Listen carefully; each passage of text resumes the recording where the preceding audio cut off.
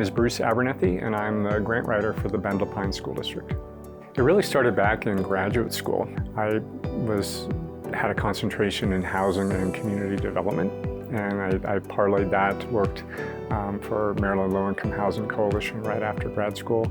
And when I first moved to Bend, I actually worked for Bend Area Habitat for Humanity. And I've been involved with the Homeless Leadership Coalition, Housing for All, Central Oregon Fuse. It's something where you really realize the importance of housing, because if you don't have good housing, a lot of other things, it doesn't really matter, because they're going to start falling apart.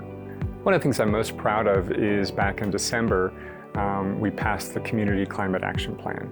And this really was something that I think we needed to do, because there has not been the necessary leadership at the federal level. I think one of the things that I'm also proud of is how I was able to work with Tyler Neese and other members of CORE to forge a compromise, particularly around the home energy score, so that was something that the council could move forward on.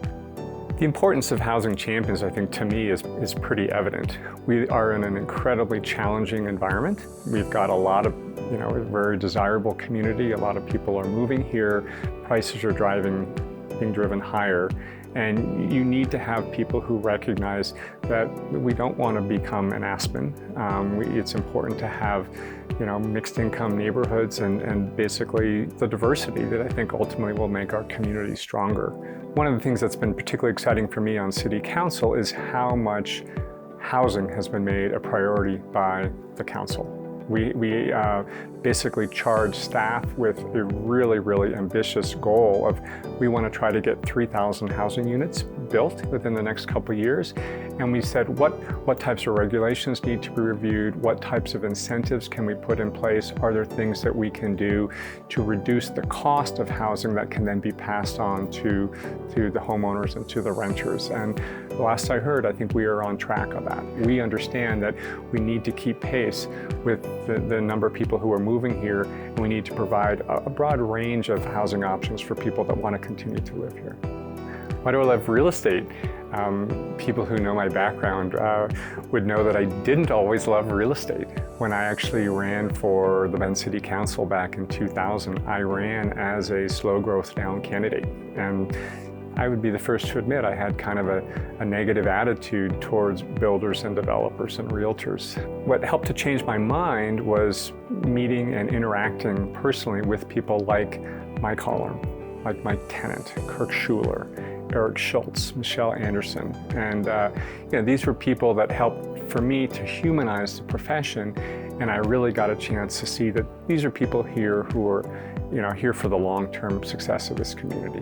When I look back on my role in council as sort of an affordable housing person and kind of a homeless advocate, it's been really difficult for me to think about, the benefits that I have of being in a stable home, having a stable job, and really trying to figure out, are there things that we can do as a community? Are there nonprofits that we can support? How do we educate ourselves and understand, how do we find treatment programs for people that need it? There are a lot of people, particularly people that are working for very low wages, that they are that close to being homeless and living in a car. And to me, that's something that motivates me on a daily basis. When I step down next January, I will have been on the City Council for 12 years, and it really has been just an incredible experience. I've loved the people that I've worked with, the people that I've learned from.